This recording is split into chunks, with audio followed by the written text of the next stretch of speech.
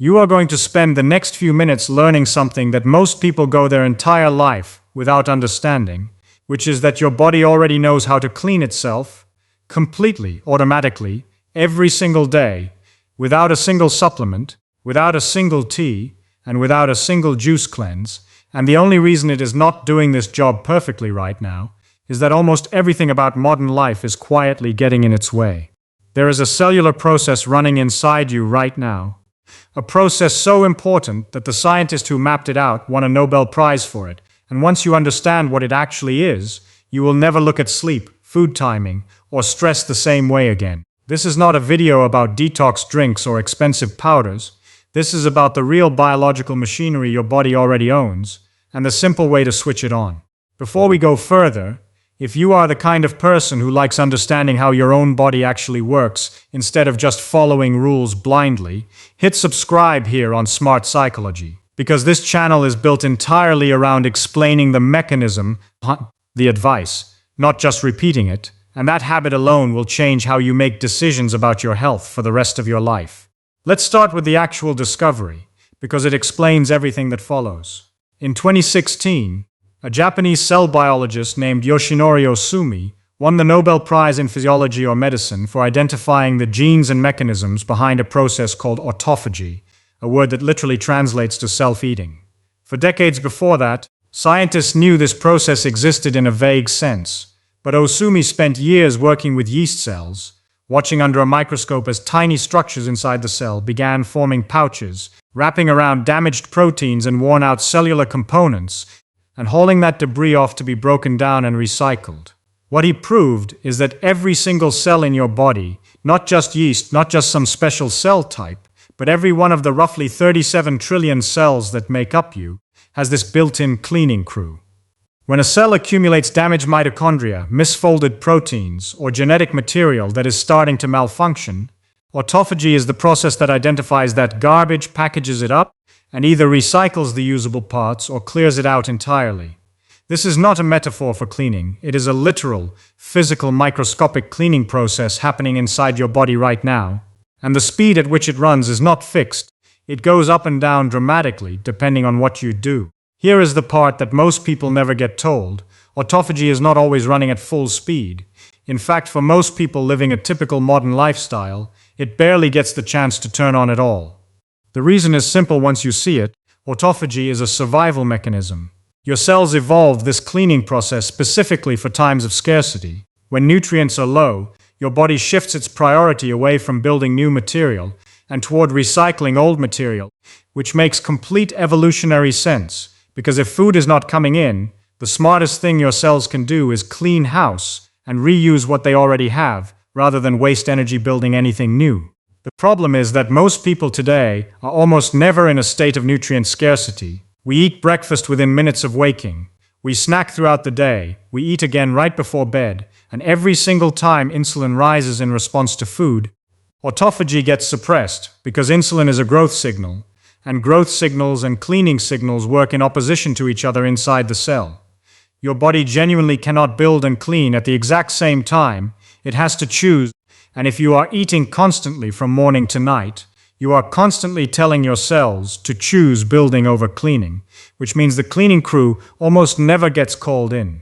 This is why fasting windows matter so much. And I want to be precise here because a lot of content online oversimplifies this into something extreme when it does not need to be. Research from Dr. Walter Longo at the University of Southern California, who has spent decades studying fasting and longevity, along with work from Dr. Sachin Panda at the Salk Institute studying circadian rhythms and eating windows, points to a consistent pattern.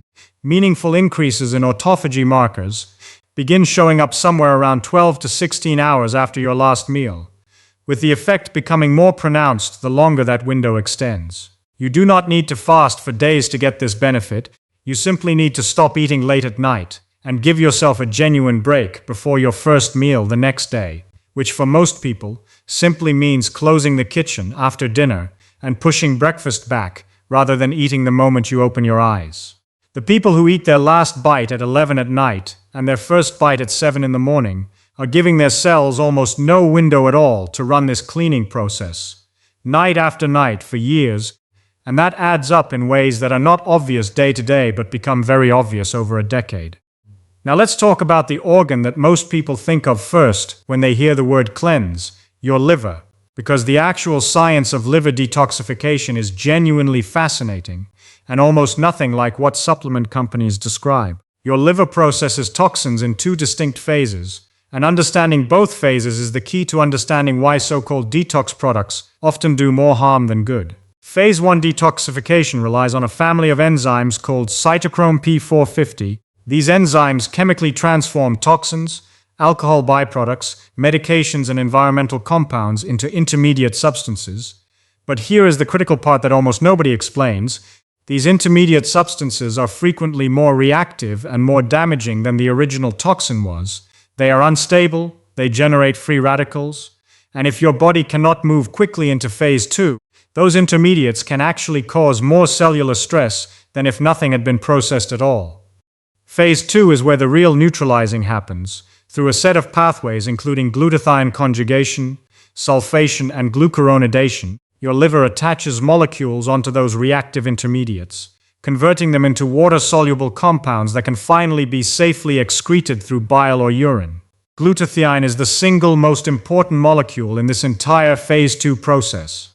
It is often called the body's master antioxidant, and your liver's ability to produce enough of it depends directly on nutrients you get from food, specifically sulfur-containing compounds found in foods like broccoli, cauliflower, garlic, and onions, along with adequate protein intake, since glutathione itself is built from 3 amino acids, cysteine, glutamine, and glycine. This is exactly why a lot of aggressive detox products can backfire.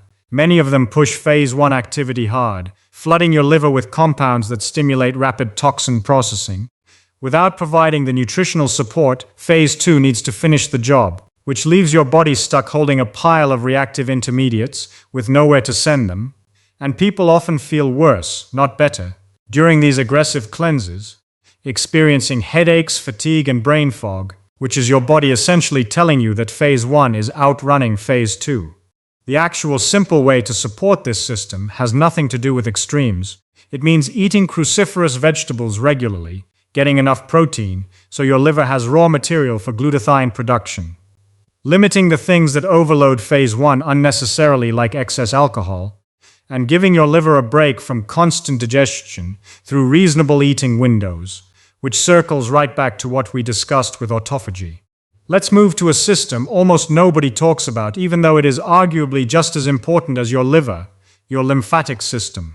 Unlike your circulatory system, which has your heart acting as a central pump, pushing blood through your body, your lymphatic system has no central pump at all. It relies entirely on the movement of your muscles, the rhythm of your breathing, and gravity to push lymph fluid through a massive network of vessels and lymph nodes that filter out cellular waste, excess proteins, and pathogens. Research on lymphatic function, including work referenced by immunologists studying lymphatic drainage, has consistently shown that physical movement is essentially the engine of this entire system. When your muscles contract during walking, stretching, or any kind of movement, they physically squeeze lymphatic vessels and push fluid forward, which means that a genuinely sedentary lifestyle, sitting for 8, 10, 12 hours a day without meaningful movement, is not just bad for your cardiovascular health, it is directly slowing down one of your body's primary waste removal systems. This is part of why people who sit all day often describe a kind of physical heaviness or puffiness that improves noticeably after even a short walk. That is not just psychological. That is lymph fluid actually beginning to move again after being stagnant. If you are finding this useful so far, this is exactly the kind of practical body science we cover regularly.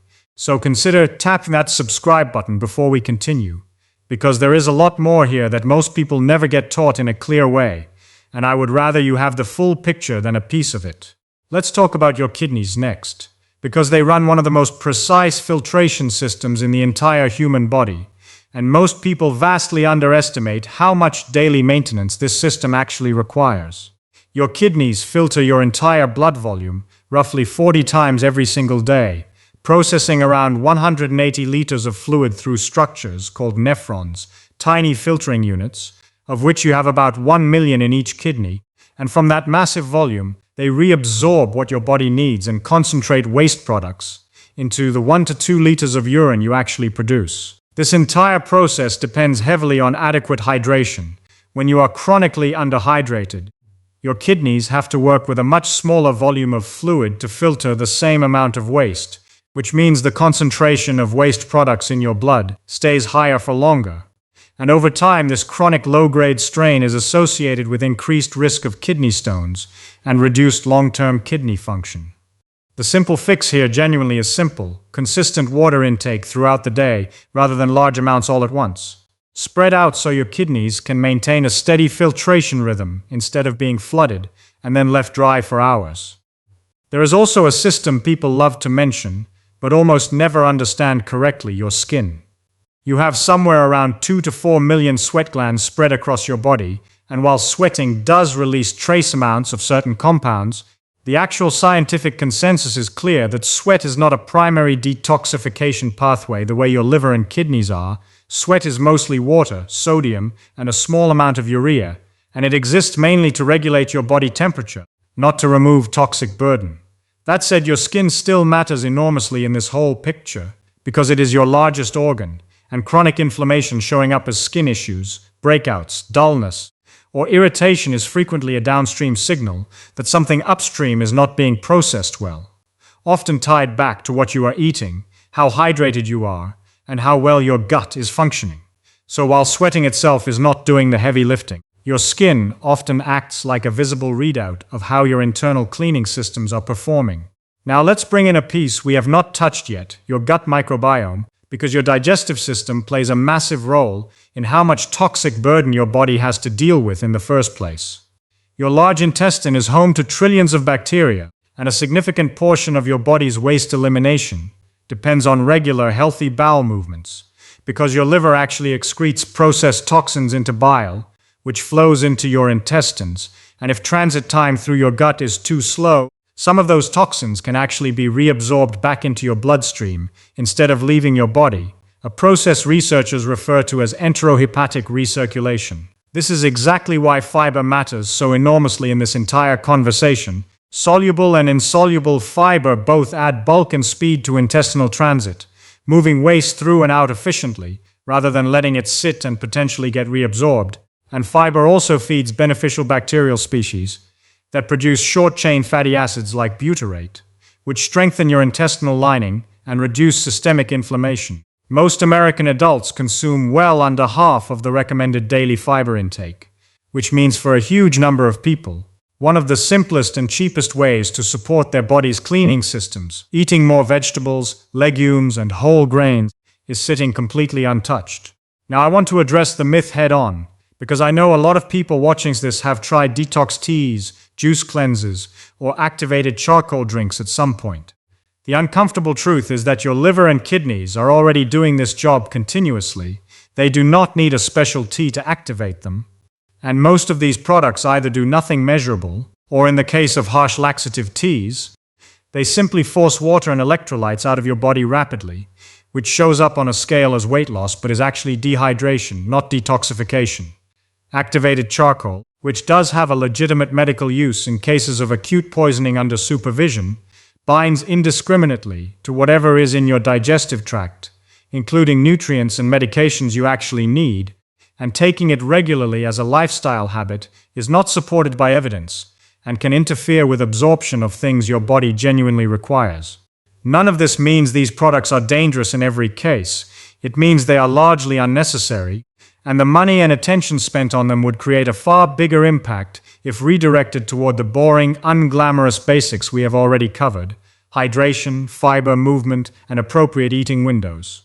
There is one more factor working against almost everyone watching this, and it rarely gets connected to detoxification at all: chronic stress. When cortisol stays elevated for extended periods, which happens to millions of people simply from ongoing work pressure, poor sleep, or constant low-grade anxiety, it does not just affect your mood, it directly interferes with the cleaning systems we have already covered. Elevated cortisol suppresses autophagy, essentially telling your cells to stay in a building and defending posture rather than a recycling posture. It diverts blood flow away from digestive organs during periods of perceived threat, slowing gut motility and nutrient absorption, and it has been shown in research to reduce the efficiency of immune cell clearance of cellular debris throughout the body. This means that two people can eat the exact same diet, sleep the exact same hours, and move the exact same amount, and still end up with meaningfully different internal cleaning efficiency, simply because one of them is carrying chronically elevated stress and the other is not. Which is exactly why things like brief walks outside, slow breathing, and genuinely disconnecting from work in the evening are not soft optional extras. They are functional inputs into the same biological system we have been discussing this entire time. Let's talk about sleep now, because this might be the single most underrated piece of the entire puzzle. During deep sleep, your brain activates a waste clearance system called the lymphatic system. First clearly described in research published by Dr. Maiken Nedergaard and her team, which showed that cerebrospinal fluid actually flushes through brain tissue during deep sleep stages, clearing out metabolic waste products, including a protein called beta amyloid, which is associated with neurodegenerative disease when it accumulates excessively. What makes this discovery remarkable is that the space between brain cells actually expands during deep sleep by a meaningful margin, allowing fluid to flow through more freely than it can while you are awake, essentially turning your sleeping brain into a nightly cleaning cycle that simply cannot run properly while you are conscious. This means that chronic sleep deprivation is not just making you tired, it is directly limiting one of your body's most important cleaning systems, night after night, and the damage from that is cumulative in a way most people never connect back to their sleep habits. So let's put this together into something you can actually use starting tonight, because all of this science means very little without a practical structure behind it. First, give yourself a genuine overnight fasting window, close the kitchen after dinner, and delay your first meal the next morning rather than eating the second you wake up, aiming for somewhere around 12 to 14 hours between your last bite and your first bite, which is enough to meaningfully engage autophagy without requiring anything extreme. Second, support your liver with real food rather than products, cruciferous vegetables a few times a week, adequate protein daily, and moderation with alcohol, since your liver's phase 2 pathways depend directly on nutrients you actually eat. Third, move your body regularly throughout the day, even short walks, because your lymphatic system has no pump of its own and depends entirely on your muscles doing that job for it. Fourth, drink water consistently across the day rather than in large infrequent amounts, giving your kidneys a steady, manageable volume to filter rather than sporadic floods. Fifth, eat enough fiber daily from vegetables, legumes, and whole grains, both to keep your gut moving efficiently and to prevent reabsorption of waste your liver already worked to remove. Sixth, actively manage your stress load, even just 10 minutes of slow breathing or a short outdoor walk after a stressful stretch of the day measurably brings cortisol back down, which frees your cells back up to shift toward cleaning mode instead of staying locked in defense mode. And finally, protect 7 to 9 hours of quality sleep, because your brain's own cleaning system simply cannot do its job properly without it, and no amount of effort on the other 5 points will fully make up for chronically shortchanging this one. None of these 6 things are complicated on their own. The difficulty is not understanding them. The difficulty is that our environment makes the opposite choices easy and automatic. Food is available constantly, so fasting windows shrink without anyone deciding that on purpose. Chairs and screens surround us, so movement disappears without anyone deciding that on purpose, and notifications and deadlines keep stress elevated long after the actual demand has passed. Once you see it laid out this clearly, though, it stops being abstract. It becomes a short list of specific, boring, repeatable actions. And boring is actually the point. Your body was never designed to be cleaned by something dramatic or expensive. It was designed to be supported by consistency. None of this requires a single purchase. None of it requires a subscription box or a powder shipped to your door. It requires understanding what your body is already built to do and simply getting out of its way. If this kind of explanation, the actual mechanism instead of the surface-level advice, is something you want more of, make sure you are subscribed here on Smart Psychology, because we break down the real biology behind the health claims you see everywhere. And once you understand the mechanism, the daily choices stop feeling like rules you are forced to follow, and start feeling like decisions you actually understand. Your body has been running this cleaning system since before you were born, quietly, continuously, without ever asking for credit. And the simplest thing you can do for it starting tonight is finally stop getting in its way. Think about how strange it actually is that an entire industry has grown around, convincing people they need to buy something, to do what their liver, kidneys, gut, brain, and immune system are already doing for free, every hour, without being asked. And think about how different your relationship with your own health could look if the first instinct was not reaching for a product, but simply asking what basic input is missing: water, fiber, movement, sleep, or a break from stress. Tonight, pick one thing from that list, just one, and give your body a genuinely clean shot at it, because these systems respond fast, often within days, not months. And the version of you a few weeks from now will be running on a body that finally got the chance to do the job it was built to do all along.